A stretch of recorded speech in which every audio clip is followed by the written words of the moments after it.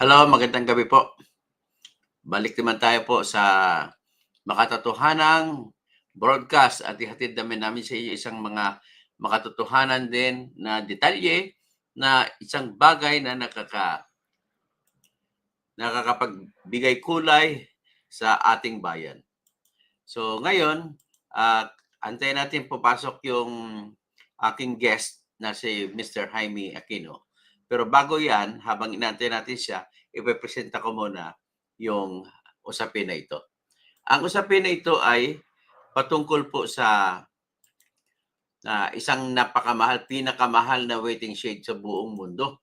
Ito po yung waiting shade na aircon pa. Ginawa dito lang sa Mapandan, Pangasinan.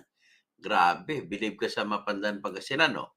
Ay talagang marami kang waiting shed makikita rito. Doon lang mapitagpuan sa Mapandan yan. Di ka isa-isang waiting shade na sa buong Pilipinas na aircon. Okay, maganda sana yung anhikain. Makapagbigay katulong sa mga kababayan mo habang nag-aantay ng jeep o nag-aantay ng bus ay hindi sila mainitan, panahon pa naman ng tag-init ngayon, ay doon sila sa loob ng waiting shade. Ang problema lang nito ay na mahigit sa 5 doble ang naging presyo. Kaya ang nangyari ay imbes na makatulong, nakasakit ng ulo. At maanomalya ang mga nasa likod nito. Estimate ko bilang isang civil engineer ay hindi lalampas sa 100,000 ang gagamitin o gagastusin para mapatayo. Pero ang naging problema ay sa papel, mahigit kalahating milyon ang ginastos nila. Which is, hindi natin malalaman kung bakit gano'n. Maliban na lamang sa talagang overpriced na sinadya nila. So, ito po ang pag-usapan natin. Meanwhile, ipakita ko muna sa inyo yung mukha ng waiting shade. Alam niyo sa Mapandan, sa Pangasinan kasi, may sisiwalat. Diyan ko nakita na matinding ghost student sa ALS at saka senior high school ay diyan nangyari sa Pangasinan. At pinagmamayabang pa nila yan. Actually, nakakahiya kasi diyan nanggaling yung Pangulo natin ngayon sa Region 1. Tapos Region 1 pa ang napakita ng mga tinatawag na pangungurakot sa senior high school voucher program. Ang kinikita nila dito ay mahigit 30,000 estudyante ang pinasok nila. Sa kada estudyante po ay 17,000 ang kikitain mo. So multiply mo sa 30,000, that's more than 500 million, 510 million ang kinain nila. So, sasagutin ko muna yung tanong yung tawag sa akin, no? At may... Oh. Naka-live ka na? Nagla-live na ako. Sige, magsalita ka para marinig ka nila. Mamaya na lang. Sige, i-chat mo na lang. Okay, bye-bye. Bye-bye. So ngayon, ang ipakita ko po yung waiting shade muna. Jaime, hindi ka makapasok. Mahina signal mo. Tawagan ko muna si Jaime.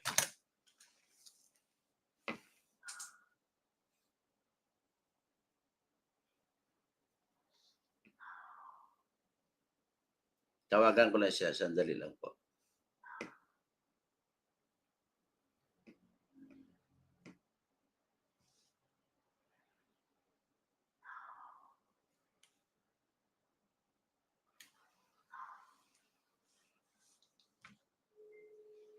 Carl James.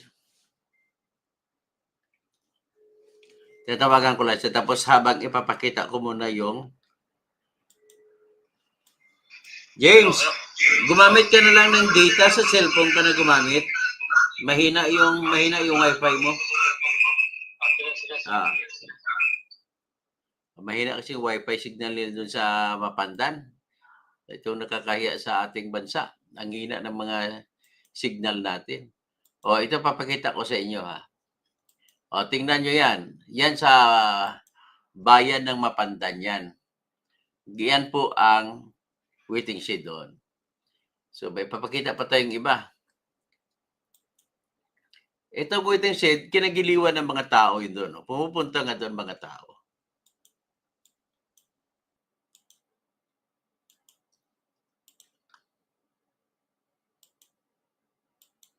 Yan. So, isa sa litrato. Presenta pa natin ibang litrato ng waiting shed.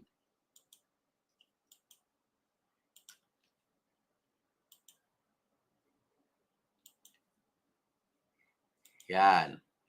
O, kita mo, mga tao sa Mapandan, tuwang-tuwa kasi habang nag-aantay ng jeep, ay nagpapa-aircon muna. Ay, magandang gabi po, Sir Dads. Diyan sa Quezon City. Inaantay ko pa, tinatawagan ko pa si Conse Ludovico para interview siya sa pagsuntok sa kanya ni Ben Tolpo. Anyway, dito muna tayo sa Mapandan. So, iyan po ang mga tao, tuwang-tuwa naman sa waiting shed. So, ito naman, may iba pa tayong mga litrato niyan.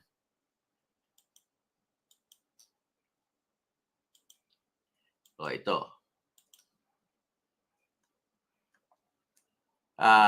Ito naman, pupunta tayo ngayon sa tinatawag na, saan ba ito?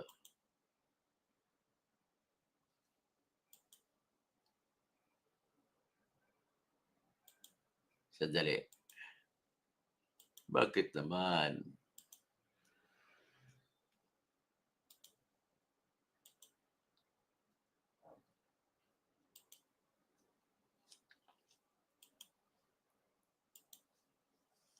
Sana makapasok si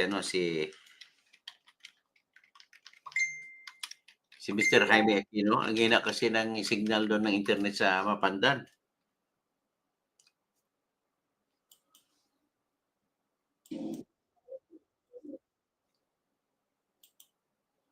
Okay.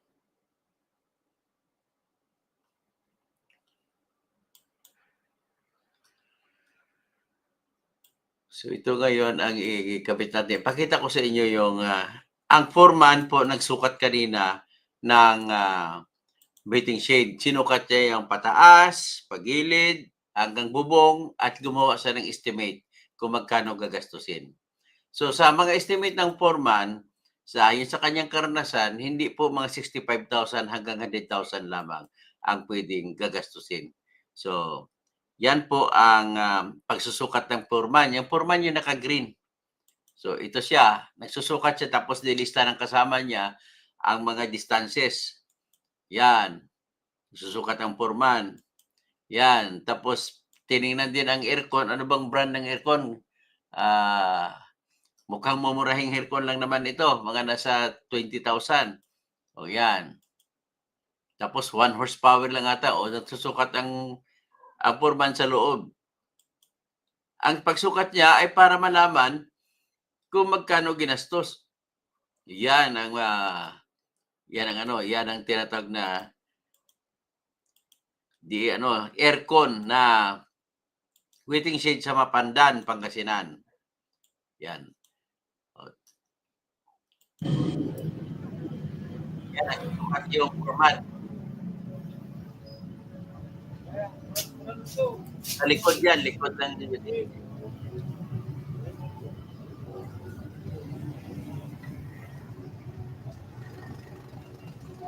Ayan, tingnan mo may aircon sa likod. Yun.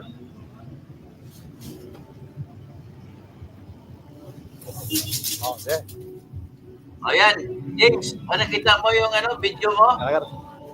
Oo. Pwede mo ba, Pwede ka magkwento habang nilalabas natin yung video? Purity ko video. Ikaw na magkwento kung ano nangyayari habang nagsusukat. Ay sinusukat nila ng mga karpintero. Ayan po ay nangyari noong kahapon po na isa yan. Kahapon po ng mga alas 5 ng hapon sa harapan yan ng municipal building namin sa may tabi ng public auditorium. Dahil ni-request ko yung dalawang karpintero na yan na sukatin yung waiting shed. Kasi yun ang sinasabi sa akin ng kuwa, Commission on Audit. Okay. Opo, kung totoong yung waiting shed na yan ay overpriced, sabi sa akin sa kwan, sukatin mo. Kumuha ka ng karpintero, ipasukat mo yung kabuuan para malaman natin, tapos estimate mo pwede na yung karpintero na mag-estimate kasi sabi nila sa akin ay malit lang naman yung waiting shed, sabi nila. Kaya pa-estimate mo na lang sa mga karpintero, sabi nila sa akin. Kaya nandyan din po yung mga picture ng mga kwan, yung mga karpintero na dalawa habang sila ay kumukuha ng picture sa paligid at sa harapan at sa yung image ng sa loob ng nasabing yung sa loob ng kwan na yan ay sa loob ng waiting shed ay sinukat din nila yung image niyan sa loob.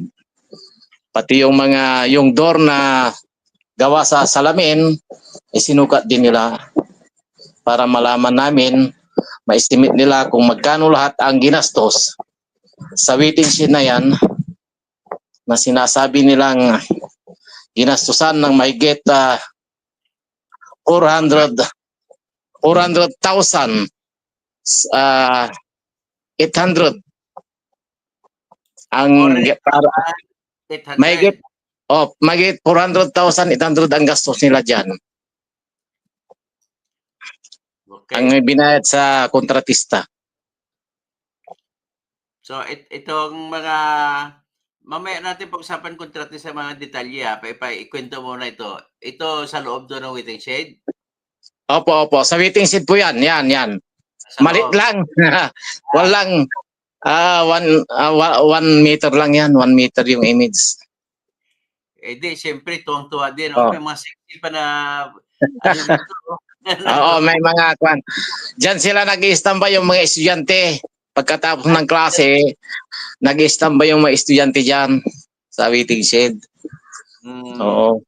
So, estudyante ito magandang legs. Opo, oo. Sila lang ang nag-i-standby lang sila diyan pag tapos na sila magklase. Ito rin Mag-i-standby. ano ba ang pangalan ng aircon na to? Hindi ko mabasa masyado. Carrier ba to? Media. Yung aircon? Media. Mga siguro 20,000 lang yan. Hindi, ang kanyan, ang presyo niyan sa ADESA Trading Corporation, kasi pinakita ko na yan sa ADESA Trading Corporation sa Urdaneta City, ay nagkakahalaga lang na yan ng 6,200. Ganun ba? Opo, kasi 1/4 lang yan, 1/4 lang. 1/4 power lang ito? Opo. Nako. Parang malaki kasi pinalaki ko lang yung picture. Ano pala pangalan ng forma na to? Siya parang sukat ito. Ang sukat ng waiting shed ay 6 meters by 2 meters. 6 meters ang... yung pahaba. 6 meters sa harap. 2 meters Opo. 2 meters doon sa ano. Ang taas, gaano kataki ang taas? Yung sa taas is ang ginamit nilang yero sa taas parang hinati nila yung 8 feet. 8 feet na yero, kaya 4-4. Ang standard kasi ng haba ng yero 8 feet eh. Opo. Pinakahaba, parang hinati na nilang yon. Parang ang yero na ginasto na nila diyan ay 6 na piraso kamo na. May bulada na sa likuran, may bulada na kwan yan. Ang bulada sa likuran ng waiting shed ay may 1 feet. Okay. O, tapos sa harapan, sa harapan tupit. Ano ba, gauge 26 ba yan? Ay, hindi na namin kuha kasi alam mo na may bubong kasi at saka may kisame. Kaya hindi na namin nasilip yung sa taas. Okay. Standard naman na gauge 26 yung gamit, pero mayroong manipis, mga gauge 31. Opo. So, anyway, ito pang isa, magsusukat, di ba? Kasama ng forma niya nakapan. Yan susulat. Opo. Kasama yan sa kasi nga nag-inquire ako sa kuha ang talagang kasi ang sabi ng aming mayor si kagalang-galang na Mayor Biga ay nakapasa sila. Pumasa yan sa kuha Commission on Audit examination daw. Okay. Kaya wala silang angal, wala silang pananagutan daw sa batas. Ayon kay Mayor Biga. Oo. Dahil sabi ni Mayor Biga, ay kahit magdaldal si Mr. Aquino, wala naman siyang magagawa kasi kuwang nag-approve ng project para mailabas namin yung punto. Sabi niya. Trabaho ng kuha, hindi pag-approve ng project. Oo, yan po ang... Trabaho ng kuha, titingin kung ang gastos ba tama. Oo, correct. Pumunta po ako sa kuha. Oo. Kaya pumunta po ako sa kuha. Tapos sabi nila kung may reklamo ka, pasukat mo sa karpintero at pagawa mo ng bill of materials. Okay. Kung tugma yung ginawa ng bill of materials ng municipal engineer at saka yung kontratista. Okay. Pero kung hindi tugma doon sa report mo sa amin, kami na ang magsasampa ng kaso laban sa mga mayor, sabi niya. Sabi na sa akin. Kaya yun, pinagawa ko yung pinasukat ko kahapon. So, base sa kwento mo, parang lumalabas na ang kuha ay hindi pa nagagalaw kung walang magrereklamo. Tama? Correct. Yun talaga ang kwan. Yun talaga ang kwan dyan. Yung talaga ang kwan. Kaya yung kuha, nakikisabwatan din sa mga proyekto ng aming munisipyo. Sa totoo lang yan. Kaya I'm calling the attention of the National COA Office to investigate their office, the provincial office of COA in Pangasinan and the regional office. Kasabwat din sila dito sa mga anomalyang nangyayari sa bayan ng Mapandan. Yung mga proyekto na yan, sabi ng aming mayor, pati yung Travis, walang magagawa. Si Mr. Aquino, sabi niya, dahil pumasa sa COA yan. Nagbayad kami sa COA. Nagbayad kami sa PhilJeps. Yan ang pinagsasabi nila dito ngayon. Ano ba yung PhilJeps? Aywan ko kung ano yung PhilJeps na sinasabi. Ako naman. PhilJeps. Yan. 12% daw yan. Ang kinukuha daw ng PhilJeps ay 12%. Bat yata. Okay, ang PhilJeps ay website yan. James, ang PhilJeps ay website. Tapos, may sa batas na lahat ng proyekto bago magpabidding, i-publish mo na sa website, i-upload, i-post. Correct. Opo. Ang PhilJeps ay website ng gobyerno. Ang ibig sabihin ng PhilJeps, Philippine Government Procurement Service. Yes. Electronic Publication Service. So, yan ang Opo. lahat ng proyekto bago i-bidding, invitation to bid, i-post dyan. So, Ang ginagawa, sinasabi nila sa tao ngayon, nagbayad daw sila, yung kontratista daw, nagbayad ng 12% sa PhilJeps. Tapos, nagbayad din daw sa COA, kaya na-release yung pundo. Ay, ang Yun ang COA, sinasabi na dito. ang COA, wala pong papel sa pagpa-release ng pundo. Yan ang sinasabi ko nga eh. Kaya, nalilito yung mga tao dito sa mga pakulo ng aming mayor na sabi niya, wala daw silang kasalanan dahil pumasa naman sa COA. Okay. Sa COA. Examination daw ng COA. Ang trabaho ng COA, taga-check ng kung tama pagkagasto. Pero wala silang trabaho para mag-approve kung gagawin Oo. para epekto. Oo. So ngayon, dahil magreklamo ka na sa COA, titingnan na ng COA yan. Kailangan Opo. yan, bago itayo yan, kailangan may ordinansa. Kung walang Yes. ordinansa, Oh. bawal yan. Bawal, oh. Kasi Ay, bakit? siyempre, Sinabi kasi automatic. Sinabi kasi sa konstitusyon ng Pilipinas sa Section 29, Paragraph 6, Article 6 na walang kahit piso na maaaring may gasta kung walang katumbas na batas.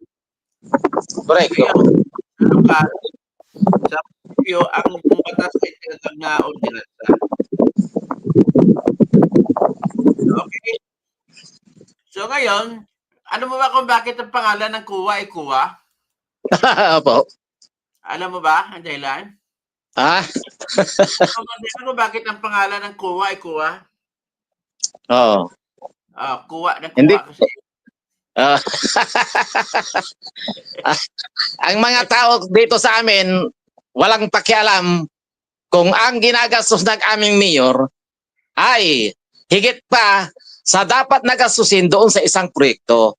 Kasi nga, basta nakakita sila ng proyekto, oy, gumagawa si mayor ng progreso sa ating bayan. Pero, progreso nga. Kaya lang, kumikita siya ng palihim nang hindi alam ng mga taong bayan na yan ay dapat nating isiwalat para malaman nila ng aking mga kababayan ang kabulastugan ng aming mayor. Ang kanyang pinagkakapira lahat yung mga proyekto niya dito out of 69 na transaction niya sa COA sa mga supplier. Puro panyan, procurement lang yan. Nasa akin na ang mga listahan yan. Okay. Okay. Oo.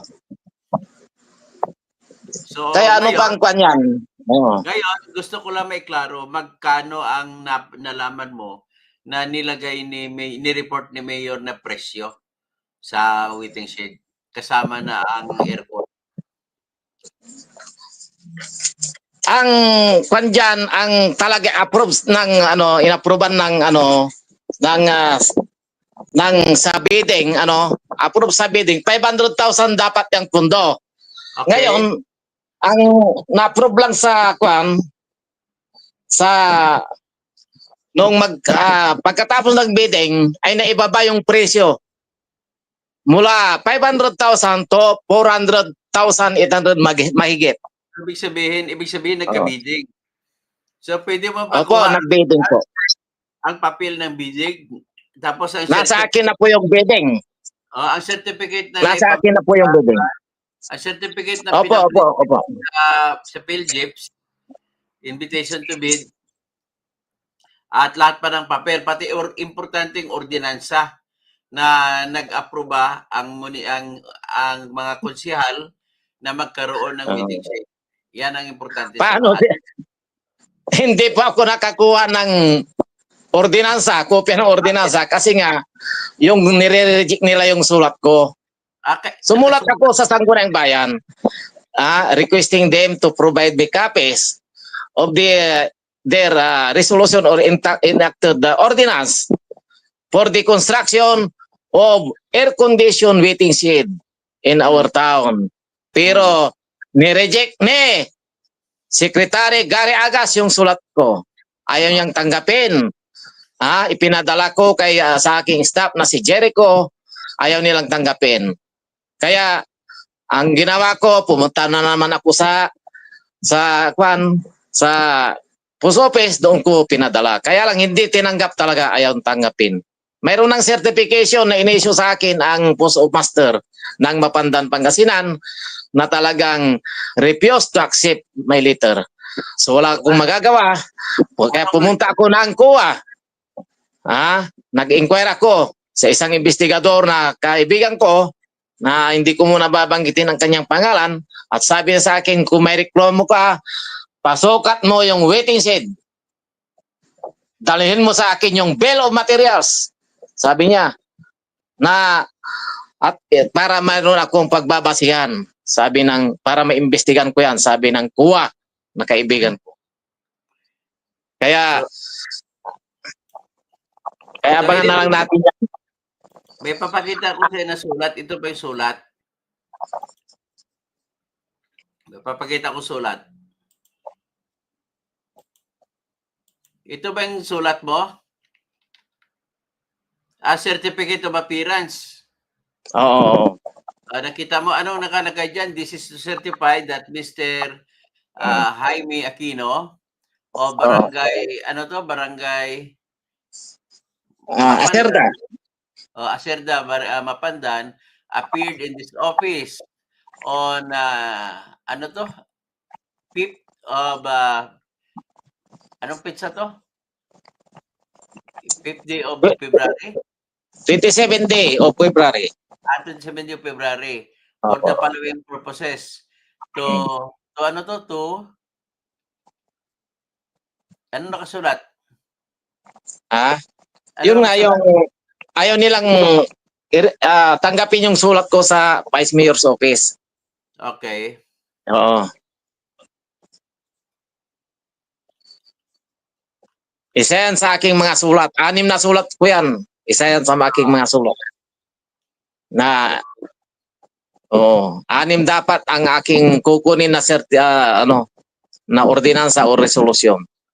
Okay. 6 din na proyekto. Dapat kukunin ko. Kaya lang ayaw naman akong bigyan. Kasi hindi nila tinatanggap yung aking sulat. Kung ayaw nilang tanggapin, siyempre may tinatago silang anomalya dyan. So, Sabi ng kuha sa akin. Kaya ang gawin mo, Mr. Aquino. Anyway, ang maganda dito gawin mo, gumawa ka ng hiwalay na kaso. Ang kaso mo ay hindi nila patanggap. Yan yung paglabag sa tinatawag na ARTA, Anti-Red Tape Act.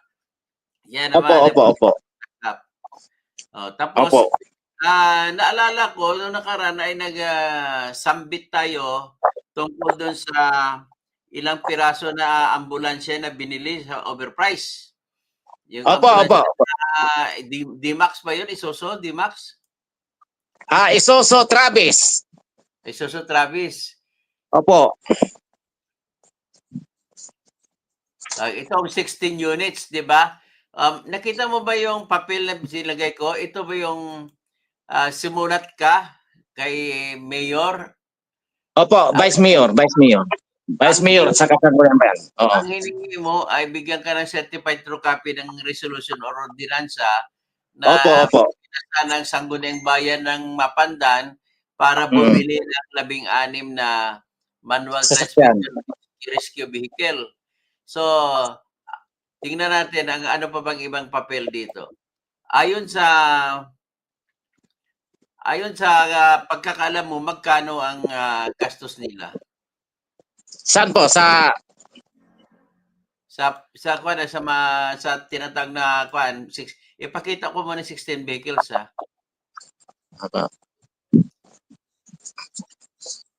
Ayon dito sa sulat mo, sa iyong nireklamo ay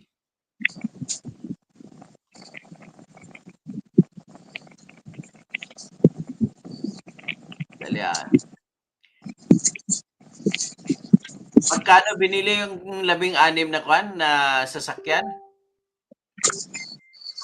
yung 16 na sasakyan po ay binili ng aming kagalang-galang na mayor sa halagang 1,795,000 ang bawat isa.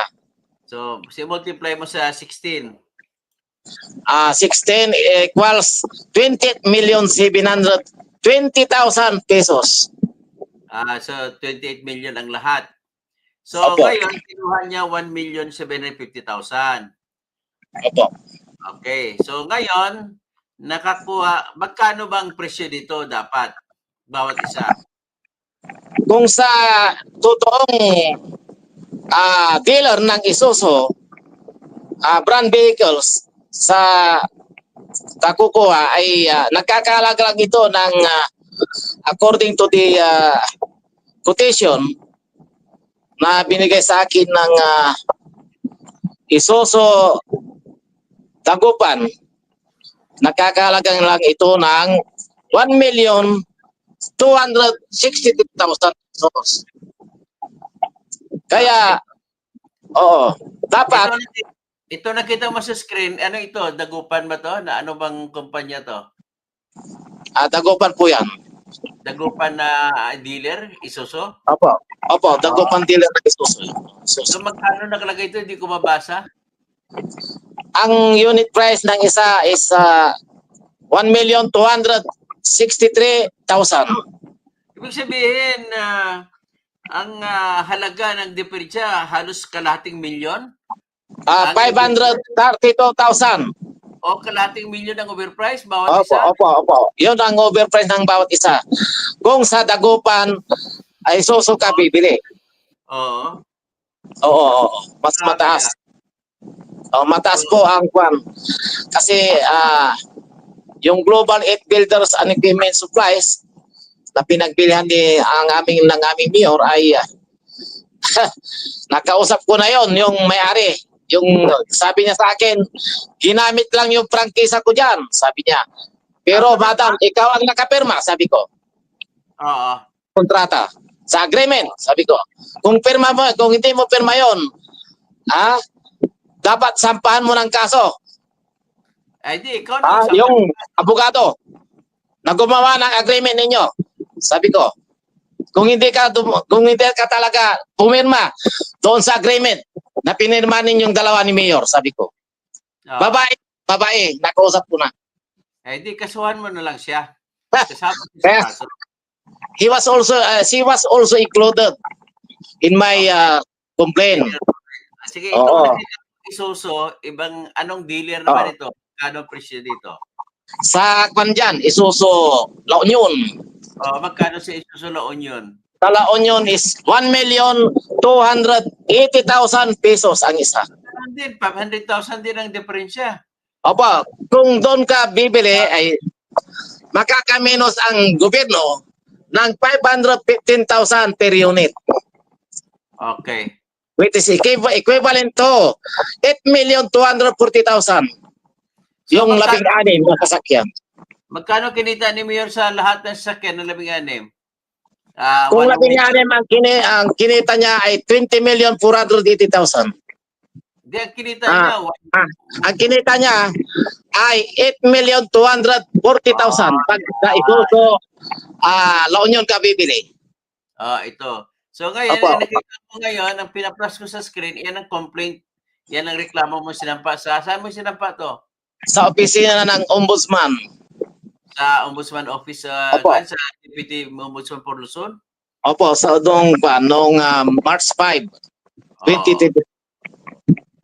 Okay. So ngayon, pag-usapan naman natin, kumusta pala si Kwan, yung tinutulungan mo si Kwan, na si Marmy Bautista na principal sa San Fabian. Kumusta na tinatawagan ko, hindi sumasagot eh. Kasi hanggang ngayon po ay nag-aala rin po sa kanyang sa kanyang seguridad. Delikado. Kasi maraming tumatawag sa kanya. Actually, kanina may kausap siyang mga susuporta sa kanya. Dali lang. Sasabihin ko muna sa nakikinig na si Marmy Cabuñas Bautista na tinatanong ko po kay Mr. Jaime Aquino ay siya yung babae o principal ng San Fabian, Pangasinan Integrated Sped School na siya po nagsiwala, siya pong whistleblower, nagtatago po kasi siya kasi ipapatay siya. So may mga death threats siya na receive mula sa kay Mrs. Delia Hupana Patalud at saka sa anak ni Mrs. Patalud na si Wendell Rasi Hupana Patalud na according to Wendell Rasi ay panahon na siguro i-erase nila. Kung sa blackboard pa erase, sinulat na bubura. So buburahin nila si Marmy Bautista. Hindi ko alam anong ibig sabihin nun, pero siyempre ang ang sa akin, ang dating doon ay papatay nila si Marme. Opo. Tapos, isang araw na-interview ko siya, tumigil na doon siya pumunta sa San Fabian kasi naabangan daw siya sa kalsada. Opo. Nagkataon na nakasalubong niya yung taong nananakot sa kanya, papatayin siya, ay mukhang muntik siyang babanatan. Buti na lang nakakon siya, nakadali alis siya. So ngayon, dahil doon, hindi na siya muna nag-report sa San Fabian Integrated School. School, sped school. So yan po si Marmy ngayon, siguro matutuwa naman siya. At ang resulta daw ng DepEd ay nag-utos ng DepEd na yung 55 na pribadong eskwelahan ay binawala na, kasama din sigurado ko, kasama yung nireklamo niya na Kingsville Academy at saka Kingsville Advanced School Systems diyan sa Umingan ang Kingsville Academy at saka sa Tayog, Pangasinan ang Kingsville Advanced System.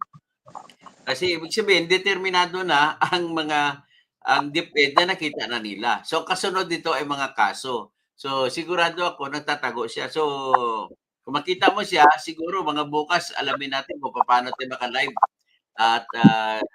At least hanggang dito nakikita na ng mamamayan ng Pangasinan kung gaano sa isang lugar na sa Mapandan, kung gaano kadali sa mga mayor natin ang mandaya para kumita. So ikaw, parting words mo, at ano na tayo, iulitin na lang natin. Ano masabi mo sa mga taga-pakinig natin? Ay idadagdag ko pa yung sana yung bago ako magbigay ng aking parting words sa aking mga kababayan, sa ating mga listeners, ay sa mga nanonood sa atin, ay nais ko munang banggitin yung mga bill of materials ng waiting shed Sige. na estimate ng mga karpintero na ito ay magkano total na ginawa ng karpintero? Magkano lang ba dapat?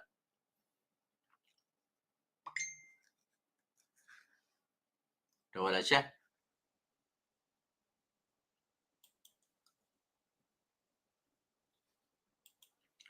James, nawala ka.